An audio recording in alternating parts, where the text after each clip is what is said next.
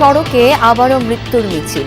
সিলেটে 2 বাসের সংঘর্ষে প্রাণ গেছে 9 জনের, বগুড়ায় নিহত 7 জনই শ্রমিক, স্বজনদের শোকের মাতম। নিয়ন্ত্রণ হারিয়ে একদম শ্রমিকদের উপরে উপচে পড়ে। প্রতিনিয়ত দুর্ঘটনা ঘটে যাচ্ছে একের পর এক। আমার এক বন্ধু আমার এখানে মারা যায়, আমার সাথে যাইছিল। ঢাকা চট্টগ্রাম মহাসড়কের কুমিল্লা অংশে দীর্ঘ যানজটে ভোগান্তি। খানাখন্দে বেহাল কুমিল্লা সিলেট আঞ্চলিক মহাসড়ক, সংস্কার কাজে ধীর গতিতে ক্ষোভ।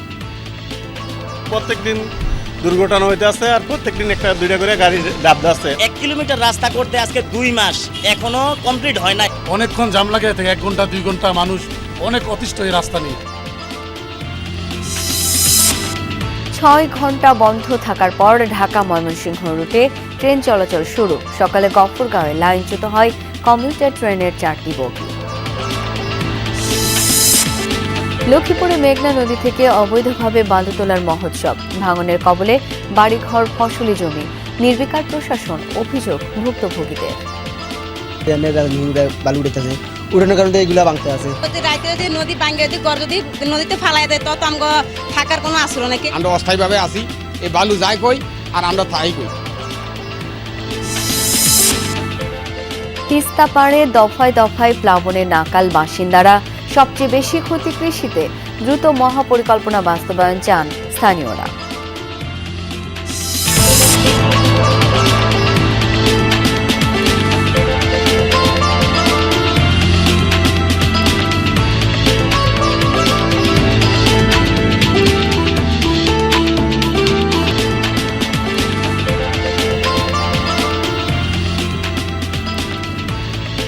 আমন্ত্রণ সংবাদ সারা দেশে, আপনাদের সাথে আছি আমি শাওন দত্ত।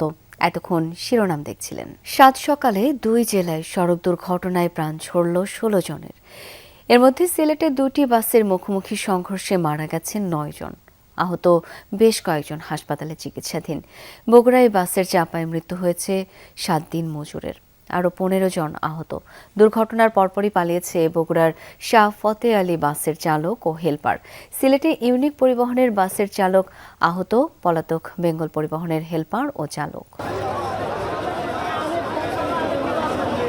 সকাল 7টা বেজে 5 মিনিট, ঠিক তখনই রোমহর্ষক দুর্ঘটনার সাক্ষী হলেন সিলেট ওসমানীনগরবাসী। পুলিশ জানায়, সিলেট থেকে যাত্রী নিয়ে ঢাকায় আসছিল ইউনিক পরিবহনের একটি বাস। পথে কাশিকাপন এলাকায় পৌঁছালে বিপরীত দিক থেকে আসা বেঙ্গল স্লিপার কোচের সাথে হয় মুখোমুখি সংঘর্ষে সড়কের পাশের খাদে পড়ে যায় ইউনিক পরিবহনের বাস। ঘটনাস্থলেই প্রাণ হারান 7 যাত্রী। আহতদের উদ্ধার করে হাসপাতালে নেওয়া হলে শিশুসহ 2 জনকে মৃত ঘোষণা করেন চিকিৎসক। হঠাৎ করে সকালে ঘুম থেকে উঠিয়ে অ্যাক্সিডেন্ট হল। কিরা অ্যাক্সিডেন্ট? Bus accident. তাই 2 বার যাওয়ার কথা না, আমার এক বন্ধু আমার এখানে মারা যায়, আমার সাথে যাইছিল, ডাইনে বসা ছিল। আরেক বন্ধু ছিল ভাই, ও খুব সুস্থ আছে। আর অনতিরিক্ত আত্মচিৎকার যা হয়, কান্না শব্দ। মৃত্যুর খবর পেয়ে ছুটে আসেন স্বজনরা। কান্না আর আহাজারিতে ভারী হয়ে ওঠে সিলেট ওসমানী মেডিকেল কলেজ হাসপাতাল। নিহতদের 2 জন কিশোরগঞ্জ, 2 জন সিলেট এবং 1 জন ব্রাহ্মণবাড়িয়ার বাসিন্দা। আইনি প্রক্রিয়া শেষে তাদের মরদেহ পরিবারের কাছে হস্তান্তর করা হয়। হানিমুনে আসছিল বন্ধু বান্ধবের লোকের সাথে বাড়িতে যাচ্ছিলেন, উনি বিশ্ব ইউনিক বাসে বাড়িতে যাচ্ছিলেন। উনি বিশ্ব রোডে উনি নামতো আর কি। তো এখানে তো প্রতিমধ্যে আপনার অ্যাক্সিডেন্ট ঘটে গেল। ঢাকার দিকে যে গাড়িটি এসছে এটা হয়তো তারা রাতের পরিবহন ছিল, আমরা যে নাইট কোচ বলি। সেক্ষেত্রে হয়তো সে ড্রাইভার সারা রাত চালানোর পরে এখানে ড্রাউজি হয়ে গেল, সেখানে হয়তো নিয়ন্ত্রণ হারিয়ে এসে একটু ডান দিকে চলে গেছিল, তাই মনে হচ্ছে। এদিকে বগুড়া সদর উপজেলার এরুলে বাজারে ভোরে কাজের সন্ধানে সড়কের পাশে দাঁড়িয়েছিলেন বেশ কয়েকজন দিনমজুর। এরই মাঝে ঘটে মর্মান্তিক দুর্ঘটনা। ঢাকা থেকে নওগাঁগামী শাহ ফতে আলী পরিবহনের একটি বাসের চালক এরুলে বাজারে নিয়ন্ত্রণ হারান। চাপা পড়ে রাস্তার পাশে অপেক্ষারত শ্রমিকরা। ঘটনাস্থলেই মারা যান 3 শ্রমিক। হাসপাতালে নিলে আরও 4 জনকে মৃত ঘোষণা করেন চিকিৎসক। দ্রুত গতিতে যাওয়ার কারণে নিয়ন্ত্রণ হারিয়ে একদম শ্রমিকদের উপরে উপচে পড়ে। প্রতিনিয়ত দুর্ঘটনা ঘটে যাচ্ছে একের পর এক, কিন্তু কোনো স্পিড ব্রেকার কেউ দেয় না। অপরিক একজন মারা গেছে, আর বেশিরভাগের বাড়ি আপনার গাইবান্ধা গোবিন্দগঞ্জ। এক্স্যাক্টলি এখনো পরিচয় আমরা শনাক্ত করতে পারিনি। দুর্ঘটনার প্রতিবাদ এবং এরুলে বাজারে স্পিড ব্রেকার নির্মাণের দাবিতে বগুড়া নওগাঁ মহাসড়ক অবরোধ করে স্থানীয়রা। এতে বন্ধ হয়ে পড়ে যান চলাচল। 4 ঘন্টা পর কাজ শুরু হলে মহাসড়ক থেকে সরে যান বিক্ষোভকারীরা। নিহতদের মধ্যে রয়েছেন গাইবান্ধার আমিনুল ইসলাম, নূর আলম ও সাইদ। তাজমুল ইসলামের বাড়ি জয়পুরহাট, বগুড়ার বেলাল এবং আনোয়ারুল ইসলামের বাড়ি দিনাজপুরে। মৃত্যুর খবরে তাদের পরিবারে চলছে শোকের মাতম। রাহিম সারোয়ার, যমুনা নিউজ। ঢাকা চট্টগ্রাম মহাসড়কের কুমিল্লা অংশের আমতলী আলেখার চর থেকে ১৪ গ্রাম মিয়াবাজার পর্যন্ত ২৫ কিলোমিটার এলাকায় দীর্ঘ যানজটের সৃষ্টি হয়েছে। ভোগান্তি পোহাতে হচ্ছে যাত্রীদের। সকালের দিকে ১০ কিলোমিটার এলাকা জুড়ে যানজট দেখা দেয়। দুপুরের পর যানজট কিছুটা কমে আসলেও বিকালের আগে আবারও তীব্র আকার ধারণ করে। হাইওয়ে পুলিশ জানায়, মহাসড়কের আমতলী এলাকায় ঢাকামুখী অংশ দীর্ঘদিন ধরে খানাখন্দে ভরা। আজ সকাল থেকে রাস্তার সংস্কার কাজ শুরু হয়। এতে দেখা দেয় যানজট। সংস্কার কাজ শেষ হলে যান চলাচল স্বাভাবিক হয়ে আসবে বলেও জানিয়েছে পুলিশ। আমতলী এলাকায় মহাসড়কের বেহাল দশা নিয়ে বৃহস্পতিবার প্রতিবেদন প্রচার করে যমুনা টেলিভিশন। এরপর সড়ক সংস্কারের উদ্যোগ নেয় সড়ক ও জনপথ বিভাগ। কুমিল্লা বিশ্ব রোডের দিকে যাবো, এই যে ক্যান্টনমেন্টের যে রাস্তাটা ভাঙছে, এই রাস্তাটা ঠিক করে না। রাত ৩টা থেকে এ পর্যন্ত আসছে সর্বোচ্চ ২ কিলোমিটার। হাজার হাজার যাত্রী রাস্তায় খুব কষ্ট করতে আছে। অত্যন্ত গুরুত্বপূর্ণ কুমিল্লা সিলেট আঞ্চলিক মহাসড়ক। এই পথ দিয়েই প্রতিদিন হাজার হাজার যাত্রী ও যানবাহন চলাচল করে। অথচ বছরের পর বছর খানা খন্দে ভর্তি সড়কের বিভিন্ন অংশ। কিছু স্থানে সংস্কার শুরু হলেও কাজ খুবই ধীর গতির। তাতে দুর্ভোগ বেড়েছে অতীতের তুলনায় কয়েক গুণ বেশি। সহকর্মী খোকন চৌধুরীর প্রতিবেদনের দ্বিতীয় পর্বে দেখুন বিস্তারিত। ক্যামেরায় ছিলেন জিহাদুল ইসলাম। কুমিল্লা সিলেট আঞ্চলিক মহাসড়কের ময়নামতি থেকে কোম্পানিগঞ্জ পর্যন্ত ২১ কিলোমিটার সড়কের চিত্র প্রায় একই। কোথাও খানাখন্দ, কোথাও উঠে গেছে কার্পেটিং। বৃষ্টির পানি জমে থাকায় অনেক স্থানেই গর্তের গভীরতাও বোঝা দেয়। ঝুঁকি নিয়েই চলাচল করছে বাস, ট্রাক, কাভার্ড ভ্যান, সিএনজি ও মোটরসাইকেল। সমালোচনার মুখে বছরখানেক আগে কয়েকটি জায়গায় শুরু হয়েছে সংস্কার। তবে কাজের গতি এতটাই ধীর যে এক লেন বন্ধ থাকায় অন্য লেনে দীর্ঘ যানজটের সৃষ্টি হচ্ছে। সিলেট চট্টগ্রাম মহাসড়কে প্রত্যেকদিন দুর্ঘটনা হইতে আছে, আর প্রত্যেকদিন একটা দুইটা করে গাড়ি ডাবতে আছে। এই প্রাইভেটটা নিয়ে এত কষ্টে এই জায়গাটা অতিক্রম করতে ঘন্টার পর ঘন্টা বসে থাকতো আর ভাঙ্গা। ওরা কাজ ধরছে ঈদের প্রায় ১৫ দিন কিংবা ২০ দিন, ১ মাস আগে। টোটাল ১ কিলোমিটার রাস্তা করতে আজকে ২ মাস, এখনো কমপ্লিট হয় নাই। মাঝখানে আরও ১ কিলোমিটার রাস্তা রাইগা দিছে। স্থানীয়দের অভিযোগ, কোথাও কোথাও ক্ষতিগ্রস্ত অংশ পুরোপুরি অপসারণ না করেই নতুনভাবে কার্পেটিং করা হচ্ছে। সড়ক ও জনপথ বিভাগের নজরদারি না থাকায় কাজের মান নিয়েও উঠেছে প্রশ্ন। অনেকক্ষণ জাম লাগে থাকে, ১ ঘন্টা ২ ঘন্টা মানুষ অনেক অতিষ্ঠ এই রাস্তা নিয়ে। সামনে দিয়ে কুদ্রা করছে, পিছি দিয়ে কুদ্রা করছে, মাঝখান দিয়ে দৈনিক ২-৩টা গাড়ি ডাইবা যায় গিয়া। কাজটা আপনার দ্রুত হইতেছে না, কাজটা অনেক স্লো হইতেছে। এই বিষয়ে সুনির্দিষ্ট কোনো তথ্য দেননি সড়ক ও জনপথ বিভাগের নির্বাহী প্রকৌশলী। দাবি, ক্ষতিগ্রস্ত ২১ কিলোমিটার অংশ 5টি প্যাকেজে সংস্কার করা হচ্ছে, যার আনুমানিক ব্যয় ১২৫ কোটি টাকা। সেটি নির্ধারিত সময়ের মধ্যেই শেষ হবে জানান তিনি। আপাতত হচ্ছে রাস্তা এখন 5.5 মিটার আছে, এখান থেকে আমরা হয়তো আপনার 10.3 মিটার চওড়া করবো। এটা অলরেডি কাজ শুরু হয়ে গেছে, টেন্ডার হয়ে গেছে। আমরা এই চলমান বর্ষাটা শেষ হলেই ঠিকাদার মাঠে নেমে যাবে।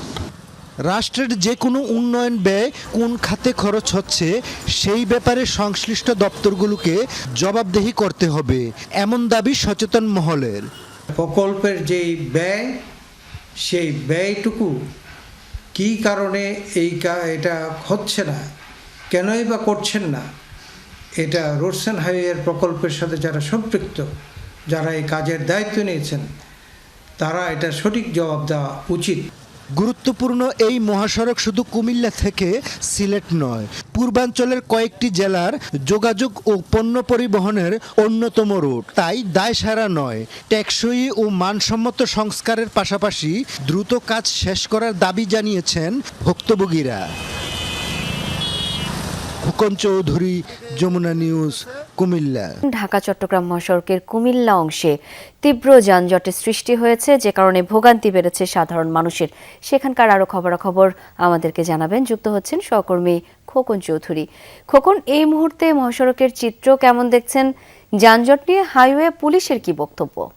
শাওন, সকাল থেকেই কিন্তু আমরা মহাসড়কে অবস্থান করছি এবং তীব্র যানজট কিন্তু আসলে সময়ের সঙ্গে বেড়েই চলেছে। এখনকার যদি কথা বলি, আমি এখন রয়েছি কুমিল্লা কোটবাড়ি রাস্তার মাথায়। এখান থেকে কিন্তু আমার উভয় পাশেই কিন্তু যানজট, কিছুক্ষণ পর পরই থেমে থেমে গাড়ি চলছে এবং গাড়িগুলো এগোচ্ছে। যানজট কিন্তু কুমিল্লার 14 গ্রামের মিয়ার বাজার পর্যন্ত অন্তত 20 থেকে 25 কিলোমিটার পর্যন্ত কিন্তু যানজট সৃষ্টি হয়েছে। আমরা কথা বলেছিলাম হাইওয়ে পুলিশের সঙ্গে। হাইওয়ে পুলিশ যেটি জানিয়েছে আমাদেরকে, আসলে এই যে আমতলী এলাকার যে প্রায় হাফ কিলোমিটার এলাকা যে আসলে বড় বড় গর্ত এবং খানাখন্দ, সেই কারণেই কিন্তু আসলে মূলত এই যানজটের সৃষ্টি। সেখানে কিন্তু আজকে সকালে মেরামতের কাজ করলো, সেটি কিন্তু আসলে একেবারেই নামতে আসতে মেরামত কাজ হয়েছে। সড়ক ও জনপথের পক্ষ থেকে কিছু ট্রাক ইট এবং কিছু বালু ফেলা হয়েছে, যা কিনা বৃষ্টি হলেই কিন্তু আসলে ধুয়ে মুছে যাবে। তো এই ধরনের সংস্কার যতক্ষণ পর্যন্ত চলবে, এই মহাসড়কের ভোগান্তি কিন্তু ততক্ষণ পর্যন্তই চলমান থাকবে বলে আসলে হাইওয়ে পুলিশ জানিয়েছেন। এবং আমরা কথা বলার চেষ্টা করেছিলাম সড়ক ও জনপথের কর্মকর্তাদের সঙ্গে, তাদেরকে আমরা ফোন করেছি কিংবা ওখানে যারা এসছিলেন তাদের সঙ্গে আমরা কথা বলার চেষ্টা করেছি। তারা কিন্তু আসলে মিডিয়ার সামনে কেউ আসতে চান না, কেউই কথা বলতে রাজি হননি। ফলে এই জায়গাটুকু যতক্ষণ পর্যন্ত স্থায়ী সমাধান না হবে, ততক্ষণ পর্যন্ত কিন্তু এই মহাসড়কের যে অবস্থা, এই যে দীর্ঘ যানজট, এইটা কিন্তু আসলে প্রতিদিনের চিত্র। হাইওয়ে পুলিশ বলছেন যে এইটি শেষ করতে হলে আসলে স্থায়ী সংস্কারের প্রয়োজন মহাসড়কের এই তীব্র যানজটের থেকে মুক্তির জন্য। শাওন, অনেক ধন্যবাদ আপনাকে। গফরগাঁয়ে কমিউটার ট্রেনের 4টি বগি লাইনচ্যুত হয়ে ঢাকা ময়মনসিংহ রুটে 6 ঘন্টা ট্রেন চলাচল বন্ধ ছিল। বিকেল 4টা নাগাদ লাইনচ্যুত বগি উদ্ধার করা হয়। সকাল 9:30টার দিকে গফরগাঁও রেল স্টেশন সংলগ্ন শিবগঞ্জ রোড রেল ক্রসিং এলাকায় এই দুর্ঘটনা ঘটে। রেলওয়ে পুলিশ জানায়, জামালপুর থেকে ছেড়ে আসা কমিউটার ট্রেনটি ঢাকা আসছিল। গফরগাঁও রেল স্টেশনে প্রবেশের আগ মুহূর্তে ট্রেনটির পাওয়ার কার সহ 4টি বগি লাইনচ্যুত হয়। বন্ধ হয়ে যায় ঢাকা ময়মনসিংহ রুটে ট্রেন চলাচল। ময়মনসিংহ থেকে রিলিফ ট্রেন গিয়ে উদ্ধার কাজ শুরু করে। দুর্ঘটনার কারণ এখনো জানা যায়নি। তদন্ত কমিটি গঠন করেছে রেলওয়ে কর্তৃপক্ষ। এখানে আরো কয়েকবার গাড়ি অ্যাক্সিডেন্ট হয়েছে, এটা রেল কর্তৃপক্ষ আগে থেকে তদন্ত করার দরকার ছিল। এই কারণে রেলের রাত থেকে ছুটে গেছে জায়গাটা, এই কারণে 3টা ডাব্বা পড়ে গেছে। তদন্ত কমিটি গঠিত হয়েছে 4 সদস্য বিশিষ্ট, তো তারা মূলত তদন্ত করে দেখবে যে আসলে কি কারণে দুর্ঘটনাটা ঘটেছে। রাজনৈতিক হত্যাকাণ্ড, সহিংসতা ও দ্রব্যমূল্যের ঊর্ধ্বগতিতে মানুষের নাভিশ্বাস উঠে গেছে। দেশের শান্তি শৃঙ্খলা রক্ষায় সরকার ব্যর্থ, এমন অভিযোগ করেছেন জামায়াত আমির ডাক্তার শফিকুর রহমান। বাগেরহাটে সাংবাদিকদের সাথে এক মতবিনিময় সভায় এই অভিযোগ করেন তিনি। এ সময় গণমাধ্যমের স্বাধীনতা নিয়েও প্রশ্ন তোলেন বিরোধী দলীয় নেতা। বাগেরহাট সার্কিট হাউসে শুক্রবার সকালে গণমাধ্যম কর্মীদের সাথে মতবিনিময় করেন জামাতের আমির ডাক্তার শফিকুর রহমান। কথা বলেন সমসাময়িক বিভিন্ন ইস্যুতে। বিরোধী দলীয় নেতা অভিযোগ করেন, রাজনৈতিক হত্যাকাণ্ড, সহিংসতা ও দ্রব্যমূল্যের ঊর্ধ্বগতিতে মানুষের নাভিশ্বাস উঠে গেছে। দেশের শান্তি শৃঙ্খলা রক্ষায় সরকার ব্যর্থ। ইলেকশনের পরে আমাদেরও 4 জন লোককে খুন করা হয়েছে, এটা তো আমরা আশা করি নাই। সম্প্রতি আরো কিছু ঘটনা দেখেছেন বাংলাদেশের বিভিন্ন জায়গায়, বিশেষ করে শিক্ষা প্রতিষ্ঠানে। আবার হবিগঞ্জে এনসিপির সাথে একটা ঘটনা হয়েছে। এগুলোই আমাদের কাম্য না। যার গেল তারই হাঁটলো, মানুষ তো অতিষ্ঠ হয়ে গেছে এই অল্প সময়ের ভিতরে। জামাতের আমির আরো বলেন, দেশের মানুষ পর্যাপ্ত বিদ্যুৎ পাচ্ছে না, অথচ ভুতুরে বিলে অতিষ্ঠ সাধারণ মানুষ। এমন পরিস্থিতিতে সরকার কতটা সফল সেই রায় জনগণই দেবে। গ্যাস, বিদ্যুৎ ইত্যাদিতে মানুষের জীবন অসহনীয় হয়েছে। গৃহস্থালিতে ব্যবহৃত যে গ্যাস, সেটার দাম 1.5 গুণ হয়ে গেছে, 1 গুণ থেকে। এই 5 মাসের ভিতরে গোটা 2 মাস ধরে যে বুথের বিল আসা শুরু হয়েছে, বিভিন্ন জায়গা থেকে আপনারা কমপ্লেন শুনতে পাচ্ছেন। এটা কিন্তু সরকারের সুন্দর পরিচালনার সমান বহন করে না। দেশে গণমাধ্যম কখনো স্বাধীন ছিল না, এখনো নেই, এমন মন্তব্য করেন ডাক্তার শফিকুর রহমান। সকল আমলে সকল সরকার চিৎকার দিয়েছে মিডিয়া সম্পূর্ণ স্বাধীন। আমি একবারও বিশ্বাস করি নাই, এখনো বিশ্বাস করি নাই, তবে স্বাধীন হওয়া উচিত। পরে বাগেরহাট কামিল মাদ্রাসা মাঠে রুকন সম্মেলনে অংশ নেন জামাতের আমির। সাইফ আহমেদ, যমুনা নিউজ। ডিসেম্বরে শেখ হাসিনার দেশে ফেরার বিষয়টি বিশ্বাস করতে চান আইনমন্ত্রী মোহাম্মদ আসাদুজ্জামান। পলাতক ও সাবেক প্রধানমন্ত্রীকে আত্মসমর্পণ করে আইনি প্রক্রিয়ার মুখোমুখি হওয়ার আহ্বান জানিয়েছেন তিনি। সকালে ঝিনাইদহের শৈলকুপায় মুস্তফা মনোয়ারের স্মরণ সভায় অংশ নেন আইনমন্ত্রী। এ সময় তিনি বলেন, মানুষের অনেক ক্ষমতা, কিন্তু আইনের ক্ষমতা তার তুলনায় বেশি। আইন তার সেই ক্ষমতা প্রয়োগ করবে। আইনমন্ত্রী আরও বলেন, দেশে বিচার বিভাগের সবচেয়ে বড় সংকট মানবিক মূল্যবোধ সম্পন্ন বিচারকের। মানুষ আস্থা ও বিশ্বাস রাখতে পারবে এমন বিচার বিভাগ প্রয়োজন।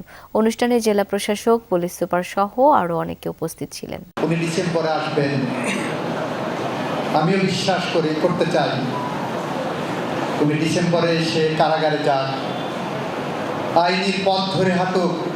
আইনের পথ ধরে হাঁটলে আমরা একটা কথা বারবার বলি, অনেক ক্ষমতা মানুষের, কিন্তু আইনের ক্ষমতা তার থেকেও দীর্ঘ।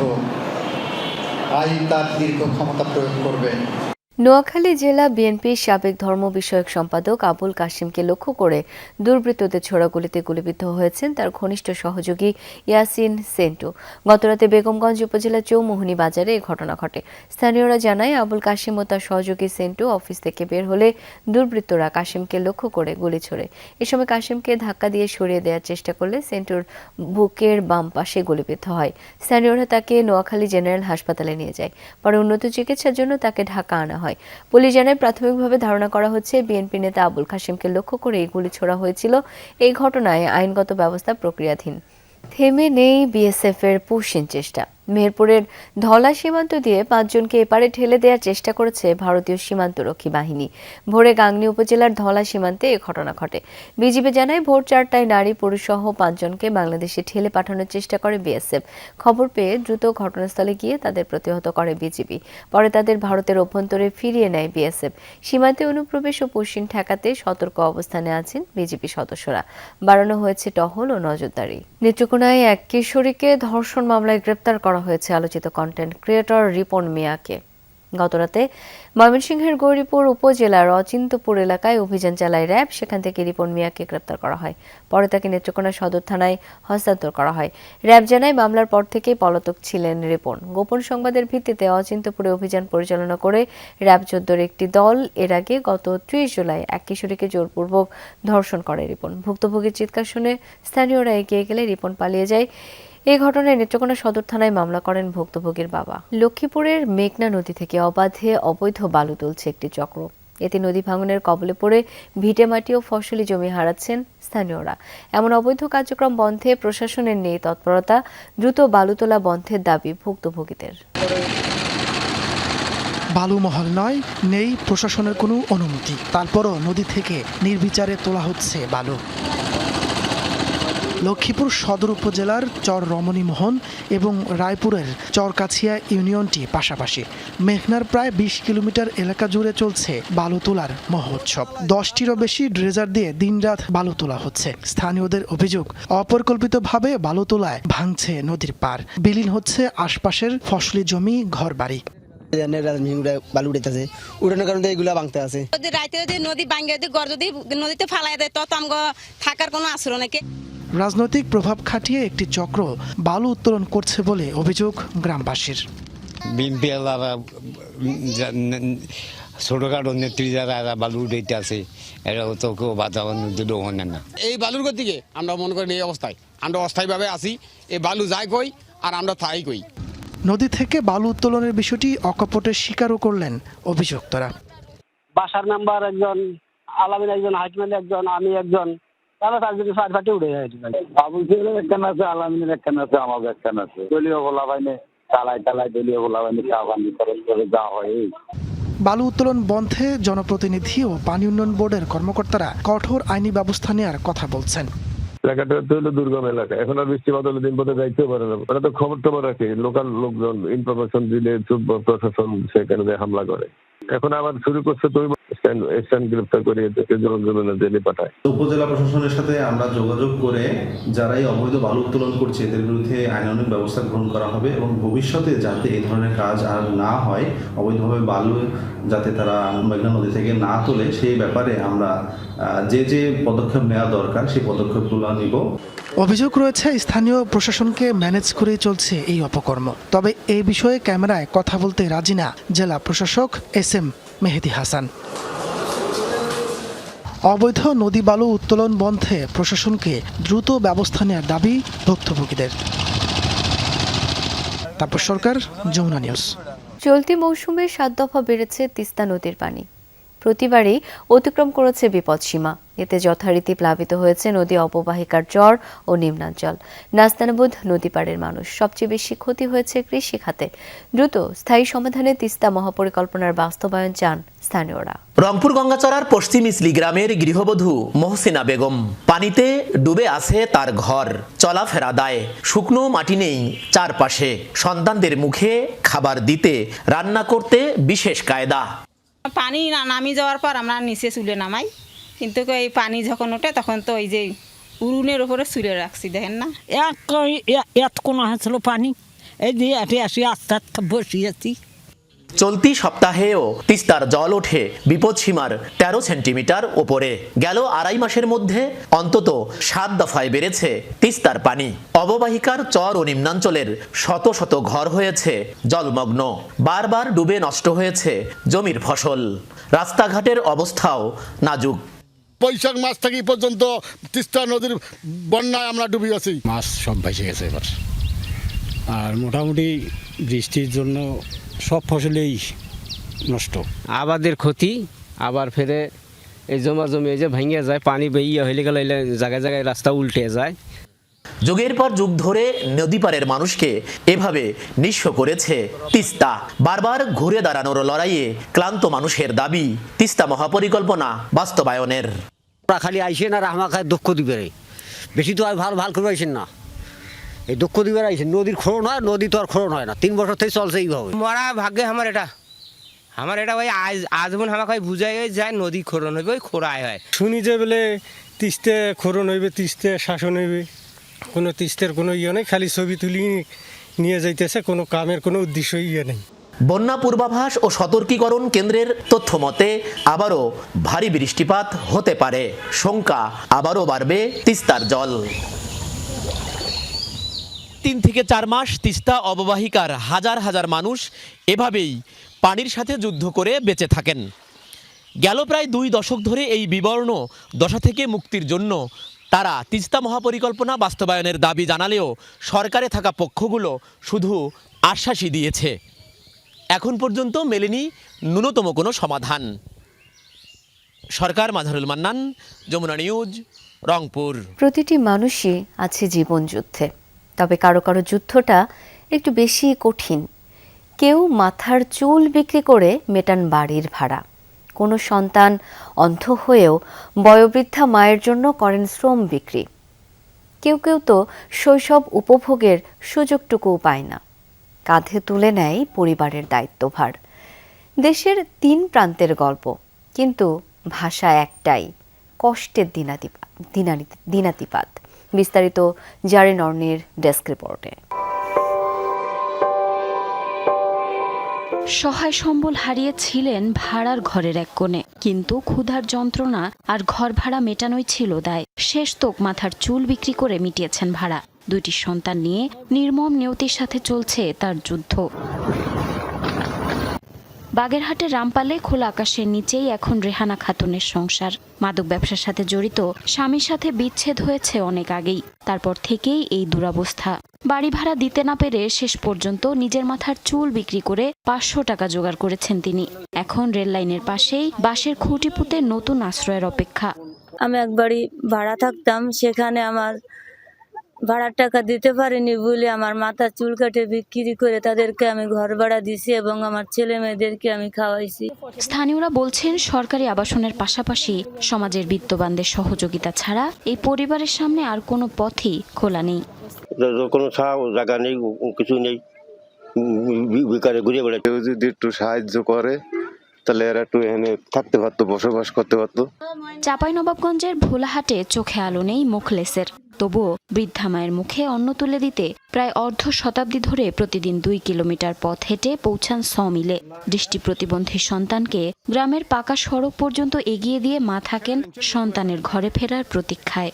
লোকে কাঠগুলা কপে কপে আনবে, দেন বাচ্চা শুকাই বিক্রি করি, বিক্রি করে সংসার চালাই, কষ্ট করে চালাই, সব কষ্ট করে খাই দায় রহি। পিতৃহীন দৃষ্টি প্রতিবন্ধী মোকলেসের একমাত্র সহায় বৃদ্ধা মা। হতদরিদ্র সংসারের হাল ধরতে 6 বছর বয়স থেকেই সংগ্রামের শুরু মোকলেসের।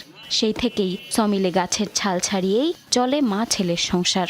সে দেখতে পায় না, কিন্তু এখান থেকে প্রায় 2 কিলোমিটার দূরে কলেজ মোড় এলাকায় কাঠফাড়া বিল, ওখানে সে রাস্তা আইডিয়াতে হাইটে চলে যায়। ওই কাঠ মানে বাড়ি মেরা ইটকাল দিয়ে বাড়ি মেরা সকাল থেকে সন্ধ্যা পর্যন্ত ছাটাবে।